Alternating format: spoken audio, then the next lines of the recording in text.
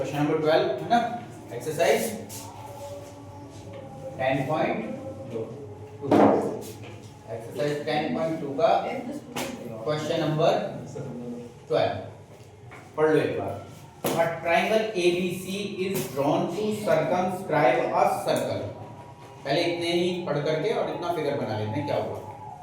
इसमें एक ट्राइंगल वो सर्कमस्क्राइब कर रहा है सर्कल को, तो आप लोगों को मैं सजेस्ट करूंगा पहले आप सर्कल बनाना, ठीक है, उसके बाद में ट्राइंगल, सर्कमस्क्राइबिंग अ सर्कल। तो ये एक साइड होगी ट्राइंगल की, ये दूसरी साइड हो गई, इसमें थोड़ा सा टच मानेंगे, फिर एक इधर से लाइन ड्रॉ कर दो।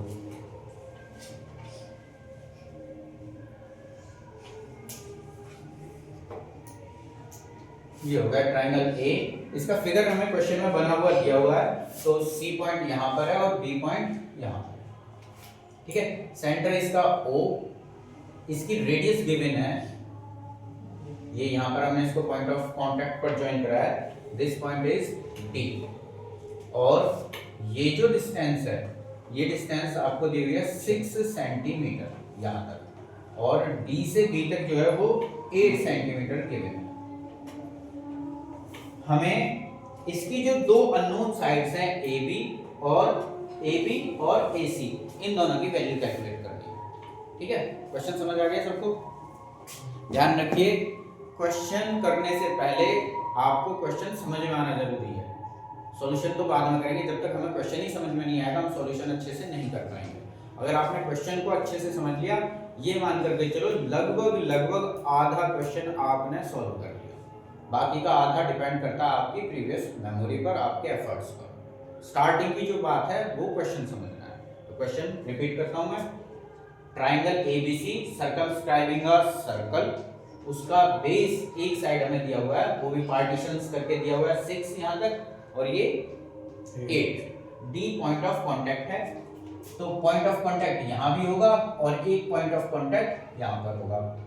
डी इसने दिया हुआ है, आप इसको ई मान लो और इस वाले पॉइंट को आप एफ मान लो, ठीक है। इस ट्राइंगल की ये जो दो अननोन साइड्स हैं ए बी और ए सी, हमें इनकी वैल्यूज बतानी है, ए बी और ए सी की। एक साइड बी सी जो है वो दो पार्ट्स में C D plus D B करके हमें दी हुई है, 6 + 8 = 14 सेंटीमीटर, ठीक है। बाकी की अब स्टार्टिंग करते हैं। देखो ये अननोन साइड्स हैं दोनों, ठीक है, तो हम ये मान लेंगे कि जो ए से ई तक की जो डिस्टेंस है ये है x। कितनी है? x। ये पॉइंट एक्सटर्नल पॉइंट है, ए से ई तक टेंजेंट है, एक्सटर्नल पॉइंट ए से एफ तक ये भी टेंजेंट है। एक्सटर्नल पॉइंट से ड्रॉ की गई जो टेंजेंट्स होती हैं वो इक्वल होती हैं, इसलिए जब आप इसको x मान रहे हैं तो ये भी कितना हो जाएगा? x हो जाएगा। इतनी बात सबको क्लियर है?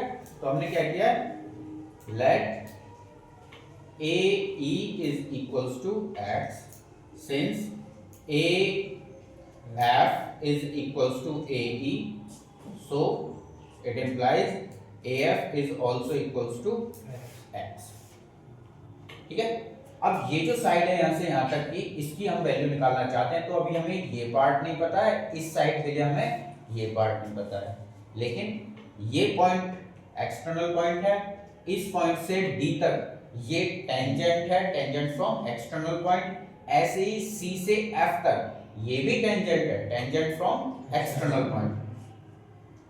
तो यहां से हमें क्या मिलेगा, CF = CD, तो CD की वैल्यू हमें दी हुई है 6, ये तो CF = हो गया 6 सेंटीमीटर, ठीक है। ये मैं हाईलाइट कर देता हूं इसे।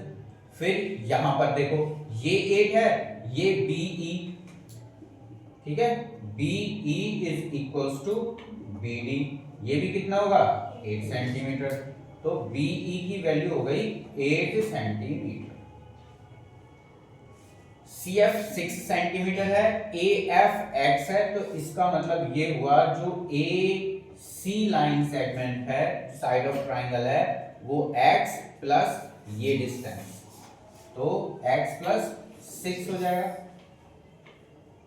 ऐसे ही यहाँ पर BE 8 सेंटीमीटर है, ये यहाँ पर आपने इसको देखा, ये वाला 8 हो गया यहाँ तक, BE 8, और ये जो टोटल है AB इज इक्वल टू कितना हो जाएगा 8 प्लस x। अब हमें तीनों साइड्स पता चल गई हैं, लेकिन x जो है अभी अननोन है, हमें उस x की वैल्यू यहाँ पर कैलकुलेट करनी है। ठीक है, इसके लिए जो हम कॉन्सेप्ट यूज करेंगे वो एरिया ऑफ ट्राइंगल का यूज करेंगे।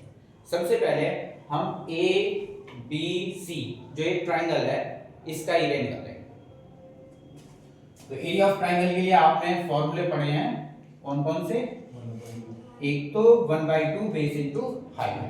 अब इसमें बेस तो हमारे पास में है, हाइट हमारे पास में नहीं है, तो हम यहाँ यूज कर लेंगे हीरोन्स फॉर्मूला। हीरोन्स फॉर्मूला में तीनों साइड्स अगर हमें पता होती हैं तो हम उसका एरिया कैलकुलेट कर लेते हैं। ठीक है, तो हम यहाँ पर हीरोन्स फॉर्मूला यूज करेंगे।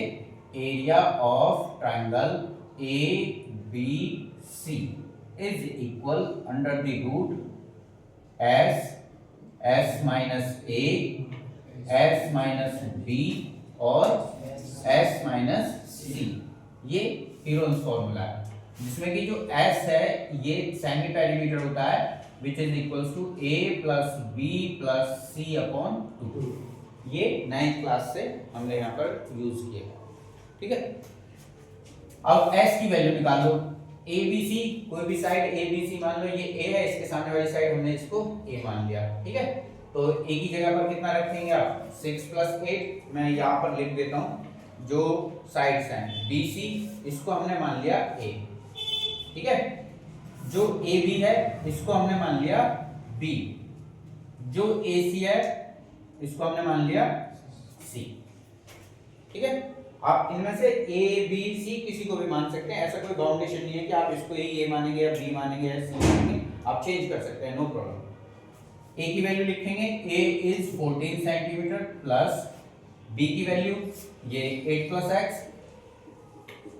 C की वैल्यू लिखेंगे x प्लस 6 और सभी के डिवाइड में 2।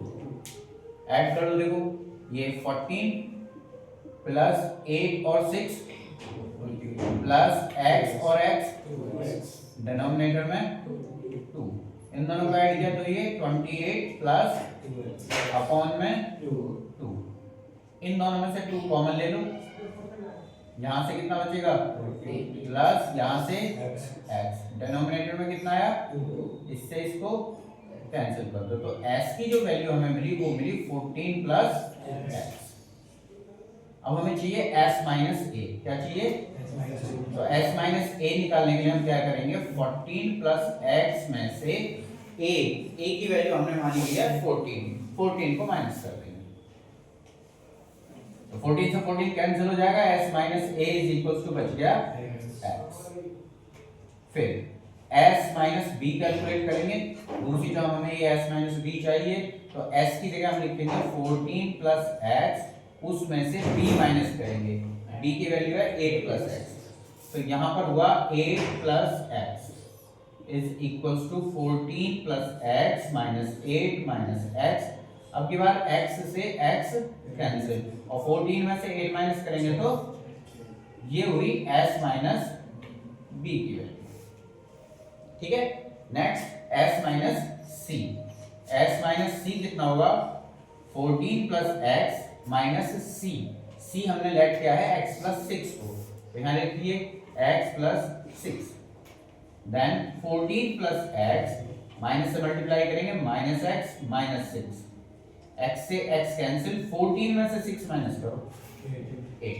ठीक है, तो ये सारे रिजल्ट्स अब हमारे पास में आ गए हैं।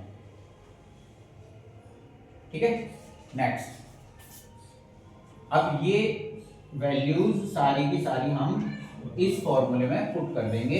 Area of triangle ABC is equals to under the root, ठीक है, s इज 14 प्लस x। ठीक है, उसके बाद में s माइनस a x, ठीक है, s minus a is x, फिर s माइनस b 6, इंटू और यहाँ पर s minus see it is 8। ठीक है, कोई प्रॉब्लम यहाँ तक? इनके फैक्टर्स कर लो और जो रूट से बाहर निकल सकता है उसको रूट से बाहर निकाल लें। ठीक है, ये दोनों टर्म्स तो एज इट इज लिख लो।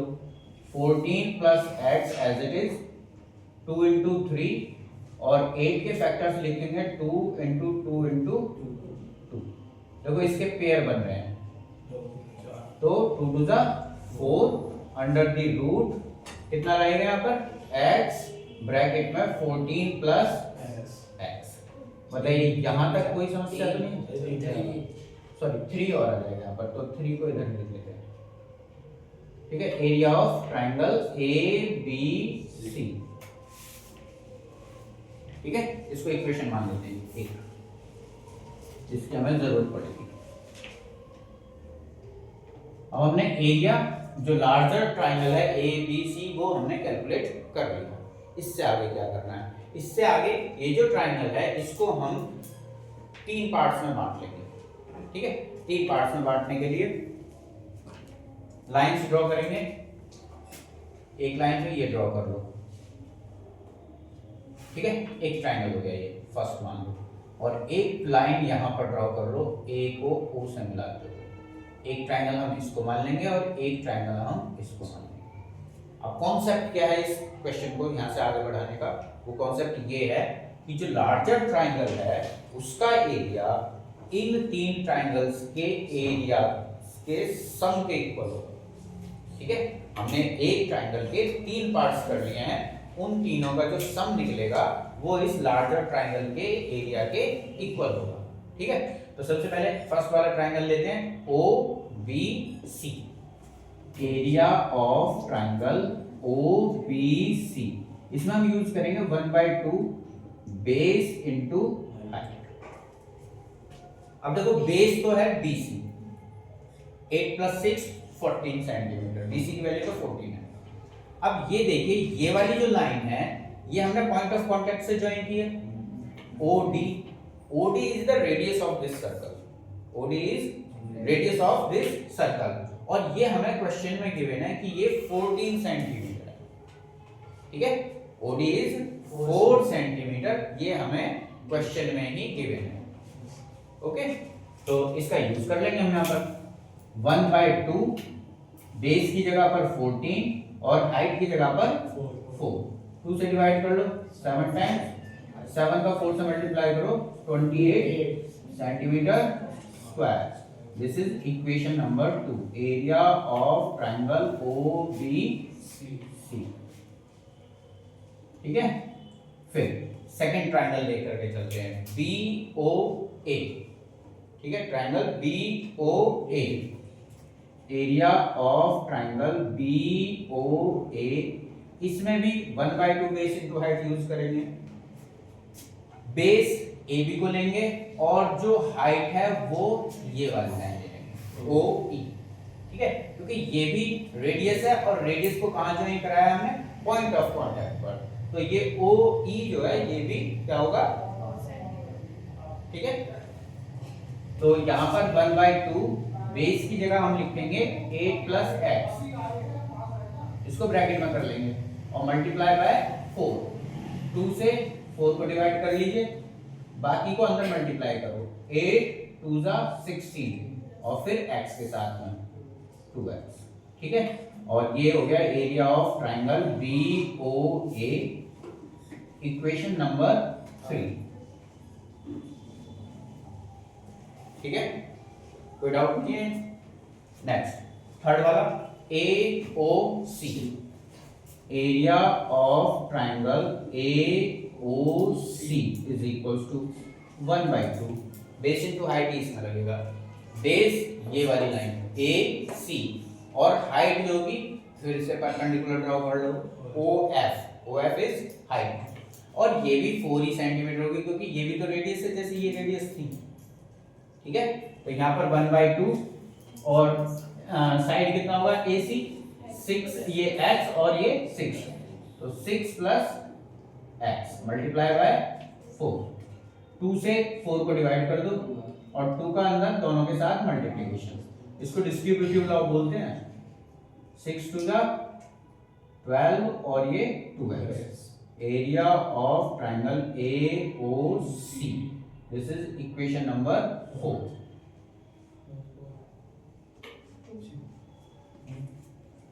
अब हमारा जो नेक्स्ट स्टेप होगा वो ये होगा कि ये एरिया ऑफ ट्राइंगल ABC है। These are 3 parts of this triangle, so sum of these 3 areas will equal to this one। तो अभी पहले नोट कर लो, पेज बढ़ गया है।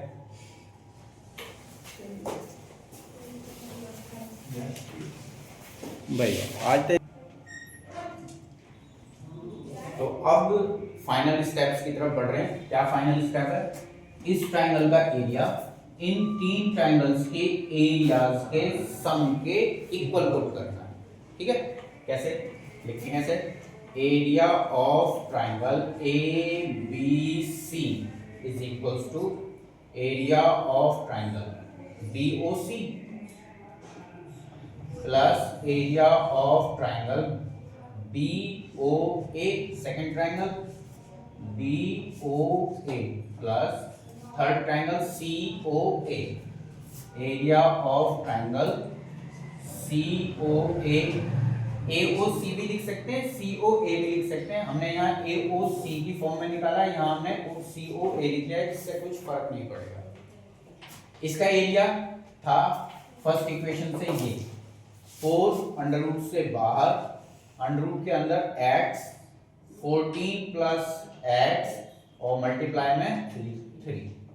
Area of triangle BOC second equation से 28 प्लस BOA ये थर्ड इक्वेशन से होगा 16 प्लस 2x प्लस AOC ये हो जाएगा 12 प्लस 2x।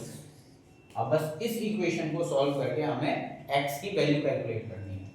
ये साइड अभी एज इट इज रखेंगे, 4 अंडर रूट 3 को पहले लिख लेते हैं, फिर उसके बाद x bracket 14 plus x is equal, देखो 2x और 2x ये तो हो गया 4x। अब इन तीनों को ऐड कर लो। ठीक है, 16 और 12 28 होगा, 28 में 28 ऐड करेंगे तो 56। दिस साइड 4 इज कॉमन लेंगे, x प्लस यहाँ से x बच जाएगा, यहाँ से क्या बचेगा 14। इधर है हमारे पास में 4 under the root 3x bracket में 14 प्लस x।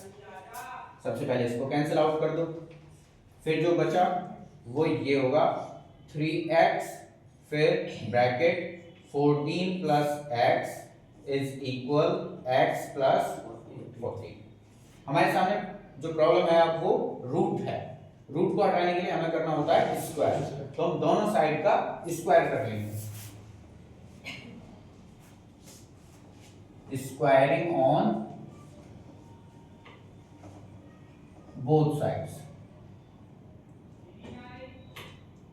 तो जब इधर स्क्वायर करेंगे तो इधर तो सिंपल है, बस अंडर रूट हटा करके लिखना है।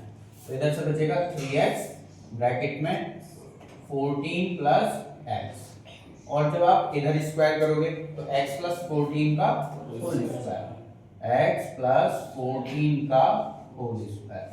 अब देखो 14 प्लस x से एक पावर कैंसिल, इधर से बचेगा 3x और इधर से क्या बच जाएगा x प्लस 14। ये तो पता ही है ना, जैसे देखो x एक तरफ x लिखा हुआ है और एक तरफ x स्क्वायर लिखा हुआ है, तो हम क्या करेंगे x से एक x को कैंसिल आउट कर देंगे। तो 14 प्लस x और ये x प्लस 14 दोनों एक ही बातें हैं, वहां पर स्क्वायर लगा हुआ है तो एक पावर कम हो जाएगी।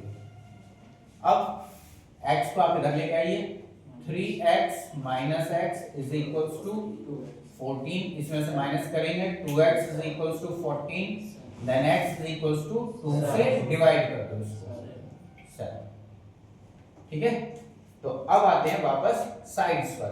ये था AB was x plus 8, x plus 8, x की वैल्यू पुट करेंगे 7 प्लस 8, ये हो गया 15। तो AB की वैल्यू आ गई 15 सेंटीमीटर। फिर दूसरा वो मैं यहां लिख रहा हूं, ठीक है, क्वेश्चन काफी लेंथी था तो बोर्ड 2 बार लगभग भर चुका है, तो थोड़ा ध्यान से, ठीक है भाई। AC इज इक्वल टू कितना होगा, x प्लस 6, x की value 7 plus 6 is equal to 13 centimetre, ठीक है। एक वैल्यू ये हो गई, एक वैल्यू ये। Thank you.